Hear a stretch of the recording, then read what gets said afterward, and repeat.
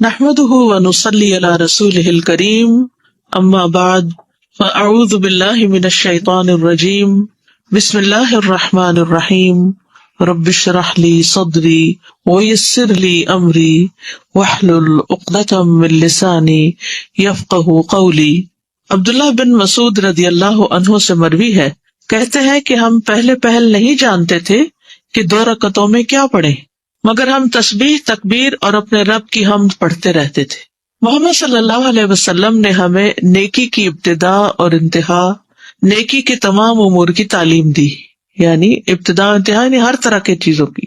آپ نے فرمایا جب تم ہر 2 رکعتوں کے بعد بیٹھو تو یہ پڑھو، التحیات للہ والصلوات والطیبات السلام علیک ایھا النبی ورحمۃ اللہ وبرکاتہ، السلام علینا وعلی عباد اللہ الصالحین، اشہد ان لا الہ الا اللہ واشہد ان محمدا عبدہ ورسولہ۔ اور تم میں سے ہر آدمی وہ دعا منتخب کرے جو اسے زیادہ اچھی لگے، پھر وہ اللہ عز و جل سے دعا کرے۔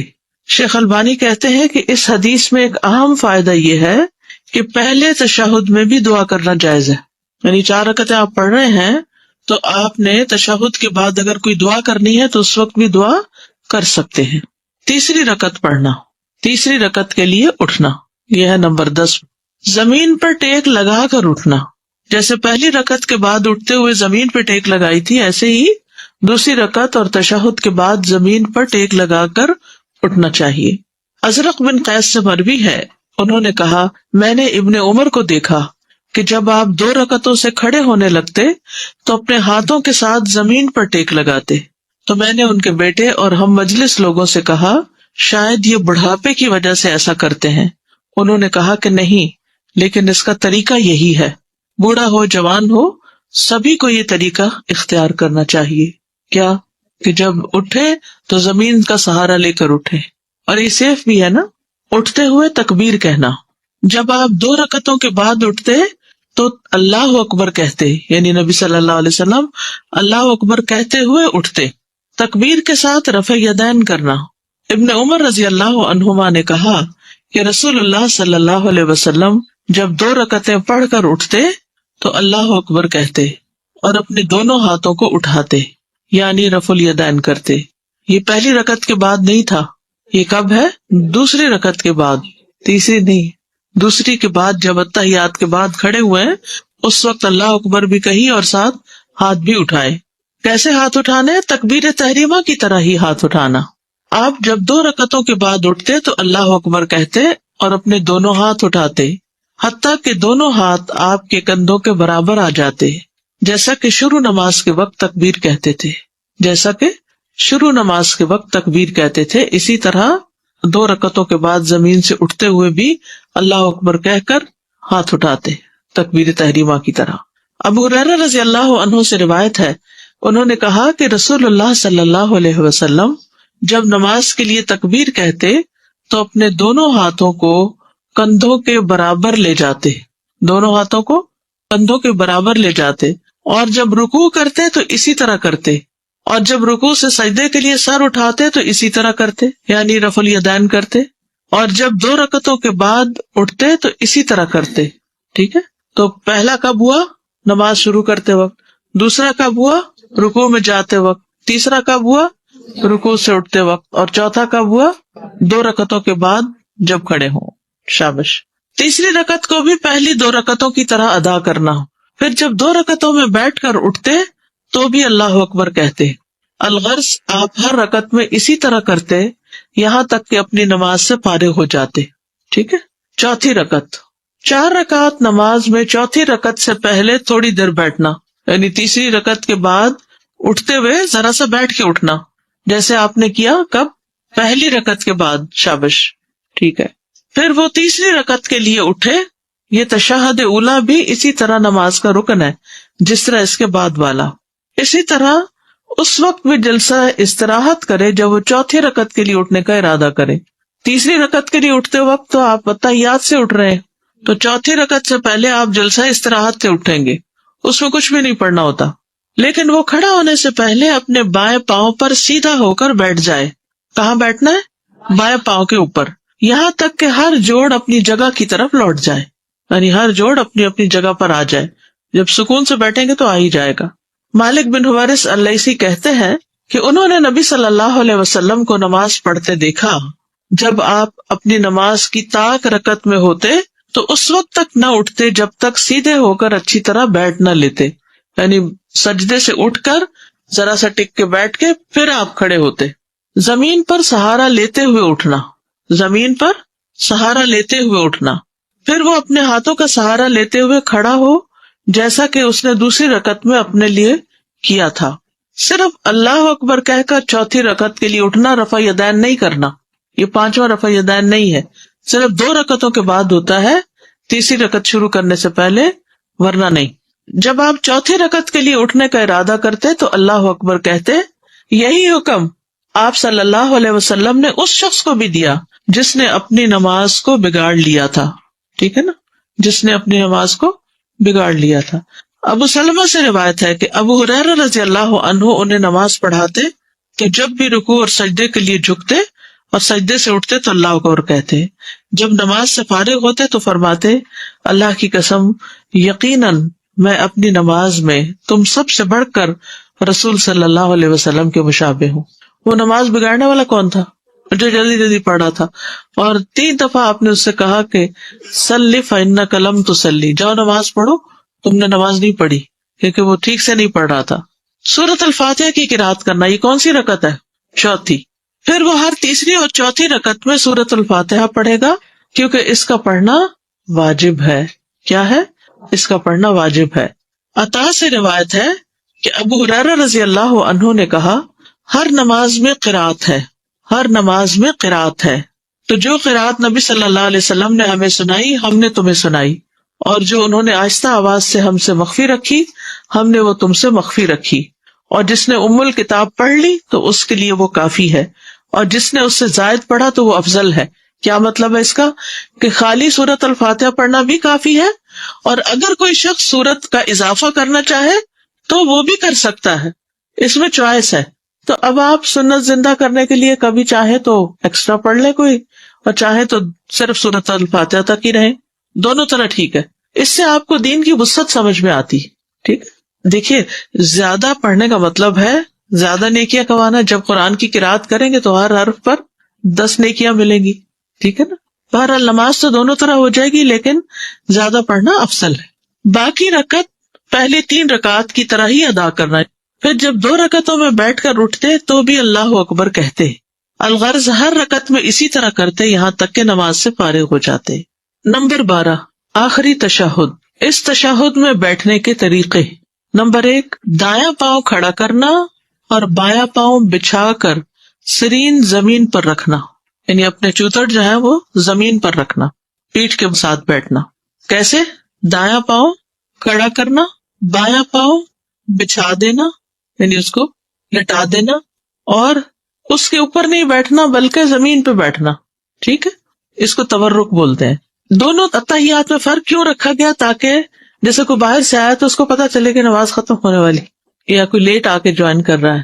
سنن ابی داؤد کی روایت ہے پھر آپ صلی اللہ علیہ وسلم بیٹھے اور اپنے بائیں پاؤں کو بچھا لیا اور اپنا بایاں ہاتھ اپنی بائیں ران پر رکھا، یعنی گھٹنے کے پاس، اور اپنے دائیں ہاتھ کی کوہنی کو اپنی دائیں ران سے ذرا علیحدہ اور اونچا رکھا. ٹھیک ہے، ذرا سا اٹھا کے، یعنی بایاں جو ہے وہ تو ساتھ ہی لگا ہوا ہوگا، لیکن دایاں جو ہے جس کی انگلی ہل رہی ہے وہ ذرا سا اٹھا ہوا ہوگا. ذرا سا اگر اٹھا ہوا ہو نا تو اس سے کیا ہوتا ہے کہ انگلی کی پوزیشن بھی ٹھیک ہو جاتی ہے. ڈیسک پہ رکھیے، نیچرلی ہو جائے گا، اور نیچرل ہو ہی جائے گا. جی، بایاں نہیں اٹھانا، بایاں تو گھٹنے کے پاس ہی رہے گا اوپر ران پر. جی، انگلیاں موڑے تو یہ 3 انگلیاں موڑے تو تبھی ہوتا ہے. جی، آپ دیکھیے کہ مختلف کلچر میں طرح طرح کی ایکسرسائزز اور میڈیٹیشن کے طریقے ہیں. کبھی وہ کہتے ہیں یوں انگلیاں پکڑ لیں، اور کبھی انگلیاں کھڑی کر لیں، کبھی یوں اسٹریچ کریں. کبھی تو ہمیں نماز کے اندر کس طرح کے یہاں یہ 3 انگلیاں اس طرح رکھیں، اس طرح رکھیں، اٹھا کے رکھیں، ہر چیز کے پیچھے ایک حکمت ہے. اور اگر انسان صحیح وہ سب کچھ کرتا جائے تو معلوم نہیں کتنے ہی دنیا کے فائدے، ہیلتھ کے کتنے بینیفٹس اس کو ملے. کیونکہ عام ایکسرسائزز میں ہمارے جسم کے جو اندر کے اعضاء ہیں نا وہ سارے نہیں حرکت کرتے، لیکن نماز ایک ایسی چیز ہے کہ جس میں صرف ظاہر نہیں، ہمارے جو جیسے اسٹمک ہے، لیور ہے، یہ سارا بھی جیسے ہم سجدے میں الٹتے ہیں تو ان کی بھی ایکسرسائز ہو جاتی ہے، کیونکہ الٹ کے پھر ہم کافی دیر تسبیحات کرتے ہیں تو اتنی دیر ان کی پوزیشن اور ہو جاتی ہے، سرکولیشن بہتر ہو جاتی ہے، تو بے شمار فائدے، اور ہم ان فائدوں کی خاطر تو نماز نہیں پڑھتے. نماز جو ہے وہ نجات کا راستہ ہے اور فلاح کی کنجی ہے نا، یعنی حی علی الفلاح ہے نا، فلاح ہی فلاح ہے اس میں. نمبر 12 آخری تشہد، اور وہ اپنے بائیں پہلو پر سرین کے بل بیٹھے اور اپنے مقد پر بیٹھے، ٹھیک ہے، یعنی زمین پہ بیٹھے. جب آپ صلی اللہ علیہ وسلم 2 سجدوں سے کھڑے ہوتے تو اللہ اکبر کہتے اور رفع الیدین کرتے، یہاں تک کہ آپ اپنے ہاتھوں کو اپنے کندھوں کے برابر لے جاتے، جیسا کہ آپ نماز شروع کرتے وقت کرتے تھے. پھر اسی طرح آپ کرتے تھے یہاں تک کہ جب وہ رکعت آتی جس میں نماز ختم ہو جاتی ہے، یعنی آخری رکعت، آپ اپنے پاؤں کو آگے کر دیتے اور سرین کے بل اپنے پہلو پر بیٹھتے، پھر سلام پھیر لیتے. اب اس میں یہ ہے کہ جب نیچے بیٹھنا ہوتا ہے نا تو پاؤں خود بخود ذرا سا آگے کو نکل جاتا ہے، ٹھیک ہے نا، یعنی جب پاؤں پر بیٹھتے ہیں تو پاؤں سمٹا ہوا ہوتا ہے، لیکن جب نیچے بیٹھتے ہیں تو پاؤں تھوڑا سا آگے کو، رائٹ لیگ کے اندر تھوڑا سا پنجہ سا آ جاتا ہے، ٹھیک ہے، تو کوئی حرج نہیں. نمبر 2 بایاں پاؤں امیجن کیجیے ساتھ ساتھ دائیں ران اور پنڈلی کے درمیان کرنا، بایاں پاؤں دائیں ران اور پنڈلی کے درمیان کرنا. عامر بن عبداللہ بن زبیر اپنے والد سے روایت کرتے ہیں، انہوں نے کہا رسول اللہ صلی اللہ علیہ وسلم جب نماز میں بیٹھتے تو اپنا بایاں پاؤں اپنی ران اور اپنی پنڈلی کے درمیان کر لیتے، یہ جو ابھی میں نے پوزیشن بتائی، اور اپنا دایاں پاؤں بچھا لیتے، دایاں پاؤں کھڑا نہیں کرتے تھے بلکہ پیچھے کر لیتے، اور اپنا بایاں ہاتھ اپنے بائیں گھٹنے پر اور دایاں ہاتھ دائیں ران پر رکھ لیتے تھے اور اپنی شہادت والی انگلی سے اشارہ کرتے تھے. اب آپ دیکھیے کہ جب آپ اس طرح بیٹھتے ہیں نا، آپ کا دایاں ہاتھ آپ کے دائیں گھٹنے تک نہیں پوری طرح جاتا، اور ویسے بھی آپ نے اس کا 53 بنانا ہوتا ہے تو وہ آپ گھٹنے کے اوپر نہیں رکھیں گے، اس میں تو انگلی کہاں چلی جائے گی، زمین کی طرف چلی جائے گی. آپ اس کو اوپر رکھیں گے، بائیں ہاتھ سے بایاں گھٹنا تھامیں گے، لیکن رائٹ ہینڈ جو ہے اس کی پوزیشن کیا ہوگی، ران ہوگی، ران کے اوپر رکھیں گے، ٹانگ پہ رکھیں گے. ہپ پہ جب پریشر آئے گا نا تو یہ پوزیشن خود ہی بن جائے گی، تو اس وقت آپ کو یہ سبق یاد آ جائے گا، اوہ اچھا ایسے کرنا تھا. رسول اللہ صلی اللہ علیہ وسلم جب نماز میں بیٹھتے تو اپنا بایاں پاؤں اپنی ران اور پنڈلی کے درمیان کر لیتے، دایاں پاؤں بچھا لیتے، اب پہلے تو کھڑا کرتے نا، اب یہاں دایاں بچھا ہوا پیچھے کو ہے، اور اپنا بایاں ہاتھ اپنے بائیں گھٹنے پر ٹھیک ہے، اور اپنا دایاں ہاتھ اپنی دائیں ران پر رکھ لیتے اور اپنی شہادت والی انگلی سے اشارہ کرتے. تیسری پوزیشن دونوں پاؤں ایک جانب نکالنا، یہ یاد رکھیے کہ گھٹنا زمین پر ہی رہنا چاہیے، ٹھیک ہے، یعنی یوں کر کے دونوں پاؤں ایک طرف آ جائیں گے، بس اس میں اسٹینڈنگ نہیں ہے نا، ہاتھ اسی طرح ہی ہے. غور سے حدیث سنیے. اب محمد بن عمر عامری سے مروی ہے، کہتے ہیں کہ میں اصحاب رسول صلی اللہ علیہ وسلم کی ایک مجلس میں تھا تو وہاں رسول اللہ صلی اللہ علیہ وسلم کی نماز کا ذکر شروع ہو گیا. ابو حمید رضی اللہ عنہ نے کہا اور مذکورہ حدیث کا کچھ حصہ بیان کیا، اور اس میں کہا آپ صلی اللہ علیہ وسلم جب رکوع کرتے تو اپنی ہتھیلیوں سے اپنے گھٹنوں کو پکڑ لیتے اور اپنی انگلیوں کو کھول لیتے اور اپنی کمر کو دوہرا کرتے، یعنی بینڈ کرتے. سر نہ تو اٹھایا ہوتا تھا اور نہ اپنے رخسار کو ادھر ادھر موڑا ہوتا تھا، بلکہ سیدھا قبلہ رخ ہوتا. مزید کہا جب 2 رکعتوں کے بعد بیٹھتے تو اپنے بائیں پاؤں کے تلوے پر بیٹھتے اور دائیں کو کھڑا کر لیتے، اور جب چوتھی رکعت میں بیٹھتے تو اپنی بائیں ران کو زمین پر ٹکا دیتے اور دونوں پاؤں ایک جانب نکال لیتے. ٹھیک ہے. اچھا، اس میں بڑی سہولت ہے ان لوگوں کے لیے جن کا جسم بھاری ہو، یا بعض لوگ ایسے ہوتے ہیں کہ ان کے پاؤں کی انگلیاں سیدھی برابر نہیں ہوتی، یوں نہیں ہوتی بلکہ یوں ہوتی ہیں. اب جب وہ زمین پہ ٹکاتے اس طرح کرتے ہیں تو انگوٹھا اور ساتھ والی انگلی تو لگتی ہے، باقی سب انگلیاں اٹھی ہوئی ہوتی ہیں، اور اس میں 2 انگلیوں کے اوپر پورا بوجھ آ رہا ہو تو بڑی مشکل بھی ہو جاتی. ٹھیک ہے، تو دونوں پاؤں ایک طرف نکل جائے تو آسانی ہو جاتی.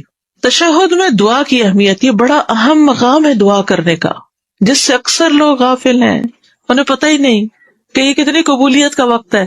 ابو امامہ رضی اللہ عنہ سے روایت ہے، کہتے ہیں کہ رسول اللہ صلی اللہ علیہ وسلم سے پوچھا گیا، اے اللہ کے رسول، کون سی دعا زیادہ سنی جاتی ہے؟ آپ نے فرمایا، رات کے آخری حصے میں اور فرض نمازوں کے آخر میں.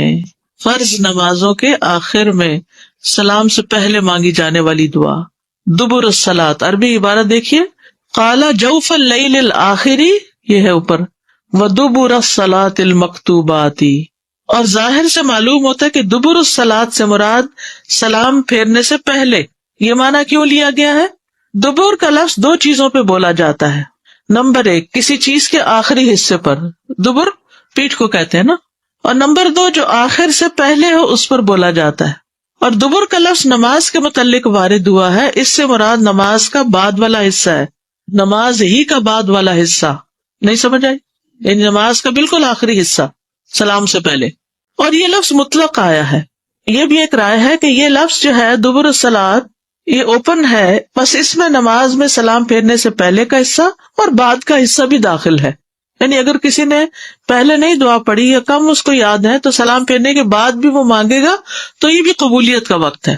قال ابن القیم رحمہ اللہ، ابن القیم رحمہ اللہ زاد المعاد میں کہتے ہیں کہ احادیث کے الفاظ دبر الصلاۃ سے مراد سلام سے پہلے اور سلام کے بعد دونوں ہو سکتے ہیں، سلام سے پہلے بھی اور سلام کے بعد بھی. ابن تیمیہ سلام سے پہلے ہونے کو ترجیح دیتے تھے، ابن قیم ہی کہتے ہیں. تو میں نے ان سے اس کے بارے میں سوال کیا، استفسار کیا، اس کی وضاحت چاہی، تفسیر مانگی. استفسار کا کیا مطلب ہے؟ تفسیر طلب کی. تو انہوں نے کہا کسی بھی چیز کی دبر اسی میں شامل ہوتی ہے، کسی بھی چیز کی دبر اس میں شامل ہوتی ہے. جیسے دبر الحیوان، حیوان کی پیٹھ حیوان ہی میں شامل ہے. اہل علم اس بارے میں ایک اصول ذکر کرتے ہیں کہ اگر احادیث میں دبر الصلاۃ کی قید کے ساتھ آنے والے تسبیح، تحمید، تکبیر اور آیت الکرسی یا معوذات جیسے ذکر و اذکار ہوں تو اس وقت دبر الصلاۃ سے مراد نماز کے بعد کا وقت ہوگا، کیونکہ سبحان اللہ، الحمدللہ، اللہ اکبر اور آیت الکرسی وغیرہ ہم کہاں پڑھتے ہیں؟ نماز کے اندر نہیں پڑھتے بلکہ باہر پڑھتے ہیں. اور اگر دبر الصلاۃ کی قید کے ساتھ آنے والی نصوص دعا پر مشتمل ہو تو پھر دبر الصلاۃ سے مراد نماز کا آخری حصہ یعنی سلام سے پہلے کا وقت ہوگا. یعنی باقی دعائیں سلام سے پہلے اور آیت الکرسی اور تسبیحات وغیرہ سلام کے بعد. لیکن اگر کسی نص میں دعا سے متعلق واضح ہو جائے کہ وہ دعا سلام کے بعد ہی کرنی ہے، جیسا کہ آپ صلی اللہ علیہ وسلم کا فرمان ہے سلام کے بعد 3 بار استغفر اللہ کہو، کہتے ہیں نا اللہ اکبر، استغفر اللہ، استغفر اللہ، استغفر اللہ. تو یہ آپ نے خود اس کے بارے میں ہمیں بتایا کہ یہ سلام پھیر کر ہی کہا جائے گا. تو یہ دعا ہونے کے باوجود بھی سلام کے بعد ہی پڑھی جائے گی، کیونکہ سنت اسی پر دلالت کرتی ہے، سنت سے یہی ثابت ہے.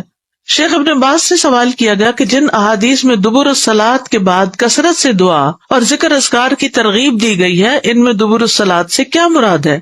نماز کا آخری حصہ یا سلام کے بعد کا وقت؟ تو انہوں نے جواب دیا، احادیث میں مذکورہ دبر الصلاۃ کا لفظ سلام سے پہلے اور نماز کے آخری حصے پر بھی بولا جاتا ہے اور سلام کے فوری بعد والے وقت پر بھی بولا جاتا ہے. تو یہ دونوں اوقات بڑے قیمتی ہیں، کیونکہ اب انعام لینے کی باری آئی نا، ساری محنت تو آپ نے کر لی. اس بارے میں صحیح احادیث موجود ہیں اور ان میں سے دعا کے ساتھ تعلق رکھنے والی احادیث میں دبر الصلاۃ سے اکثر طور پر نماز کا آخری حصہ مراد ہے، یعنی سلام سے پہلے کا وقت.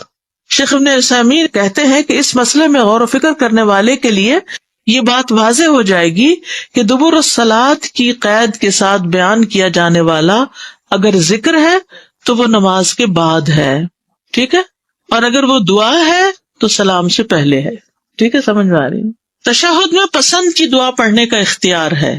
عبداللہ بن مسعود کہتے ہیں کہ جب ہم نبی صلی اللہ علیہ وسلم کے ساتھ نماز پڑھتے تو ہم قعدہ کہتے ہیں تشہد کے لیے بیٹھنا، یہ کہا کرتے تھے السلام علی اللہ من عبادہ السلام علی فلان و فلان، اس کے بندوں کی طرف سے اللہ پر سلام ہو اور فلاں پر اور فلاں پر. تو نبی صلی اللہ علیہ وسلم نے فرمایا یہ نہ کہو اللہ پر سلام ہو، کیونکہ اللہ تو خود سلام ہے، یعنی لوگ اللہ کو سلام بھیجنے لگتے تھے اس وقت، تو آپ نے اس سے منع کیا کہ اللہ تعالیٰ تو خود السلام ہے، بلکہ یہ کہو التحیات للہ والصلوات والطیبات السلام علیکہ ایھا النبی، آخر تک. اس کے بعد دعا کا اختیار ہے، جو اسے پسند ہو وہ مانگے، یعنی درود شریف تو آبویسلی پڑھنا ہوگا. کیونکہ درود شریف کے بغیر نماز نہیں ہوتی. اپنے نفس پر کیے ظلم کو تسلیم کرتے ہوئے بخشش مانگنا. ابو بکر صدیق رضی اللہ عنہ سے روایت ہے کہ انہوں نے رسول اللہ صلی اللہ علیہ وسلم سے کہا مجھے ایسی دعا سکھا دیں جو میں اپنی نماز میں مانگا کروں. آپ نے فرمایا کہو اللہم انی ظلمت نفسی ظلما کثیرا ولا یغفر الذنوب الا انت. اگلے پچھلے ظاہر گناہوں کی معافی کا سوال. آپ آخر میں تشہد اور سلام کے درمیان فرماتے اللہم اغفر لی ما قدمت وما اخرت آخر تک. 4 چیزوں کی پناہ. رسول اللہ صلی اللہ علیہ وسلم نے فرمایا جب تم میں سے کوئی آخری تشہد پڑھ کر فارغ ہو تو اللہ سے 4 چیزوں کی پناہ مانگے. اللہم انی اعوذ بک من عذاب جہنم ومن عذاب القبر ومن فتنۃ المحیا والممات ومن شر مسیح الدجال. نبی صلی اللہ علیہ وسلم کا قرآن کی سورت کی طرح اس دعا کو سکھانا. یہ جو 4 چیزوں کی پناہ ہے نا. پھر طاؤس رحمہ اللہ اپنے بیٹے کو اس دعا کے نہ پڑھنے کی وجہ سے دوبارہ نماز پڑھانا کہ یہ دعا کیوں نہیں پڑھی تم نے نماز میں. امام مسلم بن حجاج فرماتے ہیں کہ مجھے طاؤس کی یہ بات پہنچی کہ انہوں نے اپنے بیٹے سے کہا کہ اپنی نماز میں کیا تم نے یہ دعا مانگی ہے؟ اس نے جواب میں کہا نہیں. تو طاؤس نے فرمایا کہ اپنی نماز دوبارہ پڑھو، کیونکہ طاؤس نے اسے 3 یا 4 راویوں سے نقل کیا کہ اتنی تاکید ہے اس دعا کے پڑھنے کی. کون سی دعا؟ کسی کہنے والے نے آپ سے عرض کیا کہ آپ صلی اللہ علیہ وسلم تو قرض سے بہت ہی زیادہ پناہ مانگتے ہیں، قرضے سے. اس پر آپ نے فرمایا کہ جب کوئی مقروض ہو جائے تو جب وہ بات کرتا ہے تو جھوٹ بولتا ہے اور وعدہ کرتا ہے تو خلاف ورزی کرتا ہے. تو اس لیے قرضے سے بھی پناہ مانگنی چاہیے کہ اللہ ہمیں مقروض نہ کرنا. بخل، بزدلی اور دنیا کے فتنوں سے پناہ. سعد رضی اللہ عنہ اپنے بیٹوں کو یہ کلمات سکھاتے جس طریقے سے معلم بچوں کو سکھاتا، اور کہتے کہ رسول اللہ صلی اللہ علیہ وسلم ان کلمات کے ساتھ ہر نماز کے آخر میں پناہ طلب کرتے تھے. اللہم انی اعوذ بک من البخل آخر تک. راوی کہتے ہیں میں نے یہ حدیث مصعب سے بیان کی تو انہوں نے اس کی تصدیق کی. اللہ سے ملاقات اور اس کے چہرے کو دیکھنے کا سوال. عطا بن صاحب نے اپنے والد سے روایت کی، انہوں نے کہا عمار بن یاسر نے ہمیں نماز پڑھائی تو مختصر نماز پڑھائی. بعض لوگوں نے ان سے کہا کہ آپ نے ہلکی یا مختصر نماز پڑھی ہے، تو انہوں نے کہا کہ اس کے باوجود کہ میں نے اس میں کئی وہ دعائیں پڑھ لی ہیں جن کو میں نے رسول اللہ صلی اللہ علیہ وسلم سے سنا ہے. جس وقت وہ کھڑے ہوئے تو لوگوں میں سے ایک شخص ان کے پیچھے گئے، وہ ابئی تھے، لیکن انہوں نے اپنے آپ کو چھپانے کی کوشش کی اور وہ دعا ان سے دریافت کی. پھر واپس آئے اور لوگوں کو اس دعا کے بارے میں بتایا، اور وہ دعا تھی اللہم بعلمک الغیب وقدرتک علی الخلق آخر تک. اللہ کی وحدانیت کا اقرار کر کے گناہوں کی بخشش کا سوال. محجن بن الادرع روایت کرتے ہیں، وہ بیان کرتے ہیں کہ رسول اللہ صلی اللہ علیہ وسلم مسجد میں تشریف لے گئے. ایک آدمی اپنی نماز پوری کر کے تشہد پڑھنے میں مشغول تھا. اس نے کہا اللہم انی اسألک یا اللہ بانک الواحد الاحد. رسول اللہ صلی اللہ علیہ وسلم نے 3 بار فرمایا اس کو بخش دیا گیا، اس کو بخش دیا گیا، اس کو بخش دیا گیا. پھر اسماء اللہ الحسنی سے اللہ کو پکارنا. کس سے پکارنا؟ اسماء اللہ الحسنی. جیسے قرآن مجید میں آتا نا وَلِلَّهِ الْأَسْمَاءُ الْحُسْنَى فَادْعُوهُ بِهَا. اللہ کے ہیں اچھے اچھے نام، تم اسے ان ناموں سے پکارو. انس بن مالک سے روایت ہے، کہتے ہیں کہ میں رسول اللہ صلی اللہ علیہ وسلم کے پاس بیٹھا ہوا تھا اور ایک آدمی وہاں پر کھڑا نماز پڑھ رہا تھا. جب اس نے رکوع، سجدہ اور تشہد کیا تو دعا مانگنے لگا. اس نے اپنی دعا میں کہا اللہم انی اسألک بان لک الحمد لا الہ الا انت آخر تک. پھر رسول اللہ صلی اللہ علیہ وسلم نے اپنے صحابہ سے فرمایا کیا تم جانتے ہو کہ اس نے کن لفظوں میں دعا مانگی؟ انہوں نے کہا اللہ اور اس کا رسول ہی سب سے زیادہ جانتے ہیں. آپ نے فرمایا اس ذات کی قسم جس کے ہاتھ میں میری جان ہے. اس نے اللہ سے اس کے عظیم نام کی دعا کی کہ جب اس کے ساتھ اللہ کو پکارا جائے تو وہ ضرور جواب دیتا ہے، اور جب اس کے ساتھ مانگا جائے تو وہ ضرور عطا کرتا ہے. اب یہ آخری تشہد کی دعائیں ہیں، آپ سب مل کے پڑھیں گے. اور ہم کون سی پڑھتے ہیں؟ بس رب اجعلنی مقیم الصلاۃ ومن ذریتی. صلاۃ کا معنی کیا ہے؟ دعا. تو اس میں دعائیں تو بہت ہونی چاہیے، اور دعاؤں کی قبولیت کا بھی وقت ہے، لیکن ہم خود نہیں مانگتے، دوسروں سے کہتے رہتے ہیں آپ میرے لیے دعا کیجیے، اور دعا میں ضرور یاد رکھیے، نام لے کے کیجیے. اوروں کو تاکید کرتے ہیں اتنی محنت اپنے اوپر کر لیں.